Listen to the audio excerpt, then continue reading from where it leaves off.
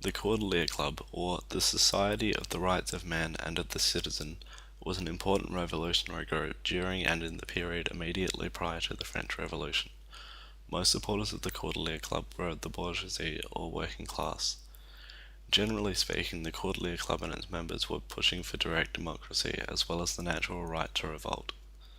The most significant members of the Cordeliers Club were Georges Danton, Camille Desmoulins, Jacques Rene-Hébert, and Jean-Paul Marat.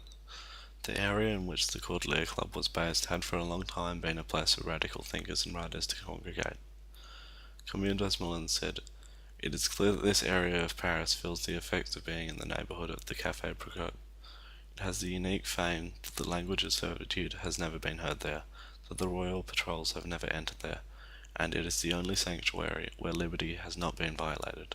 Between April 1789 and July 1790, the neighbourhood of Café Procope constituted the Cordeliers district. Throughout the French Revolution, the Cordeliers district gained a reputation for protecting victims of injustice, as well as supporting and spreading radical democratic ideas. When Parisian districts were abolished in July 1790, and hence the Cordeliers district was no more, the Cordeliers Club was formed and continued the actions of the defunct Cordeliers district. In an address to residents of Paris, it was stated that it is to the dissolution of the Cordeliers district that the Society of the Rights of Man and of the Citizen owes its origin. The Declaration of the Rights of Man and of the Citizen, which the National Assembly proclaimed in August 1789, was of great importance for the members of the Cordeliers Club.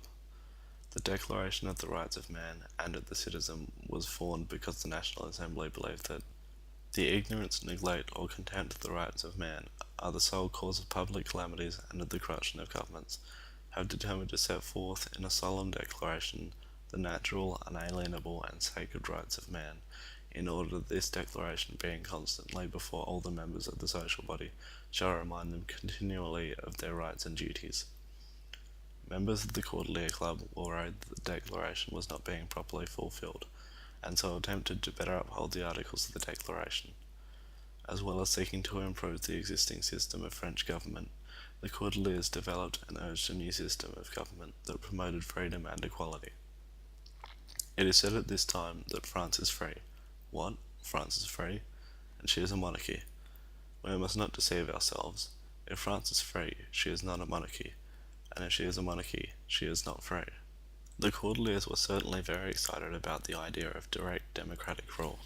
However, they did realise that establishing democracy in such a large country could prove to be problematic. The Cordeliers did not accept the conventional form of representative government, as they thought representatives were given too much power.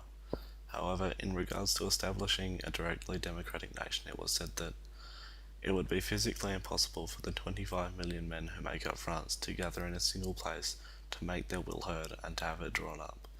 One would be foolish to propose such a mode of government. Instead, the Cordeliers suggested that representatives should only be in power for small amounts of time, so that they would have to live under the laws that they have created. The Cordeliers gained popularity from public speeches and demonstrations from their leaders, especially Danton. Danton urged the spreading of democratic ideas as well as the abdication of King Louis XVI. As the reputation of the Cordeliers grew, it became increasingly well known throughout Paris that the Cordeliers wanted Louis to abdicate. Because of this, the National Guard retaliated against the Cordeliers and killed more than 50 demonstrators. Danton took part in the national elections and claimed a seat as assistant to a member of the newly elected Paris Commune. When Louis was overthrown in August of 1792, Danton and in turn the Cordeliers claimed credit for the overthrow. Danton was given a position as Minister of Justice in the Provisional Government. In reality, however, Danton and the Cordeliers merely verbally supported the overthrow of King Louis XVI. Danton became very significant in French politics during the short period following his appointment. He scolded the Provisional Government for delays of action and its poor effort in the French Revolutionary War against Austria and Prussia.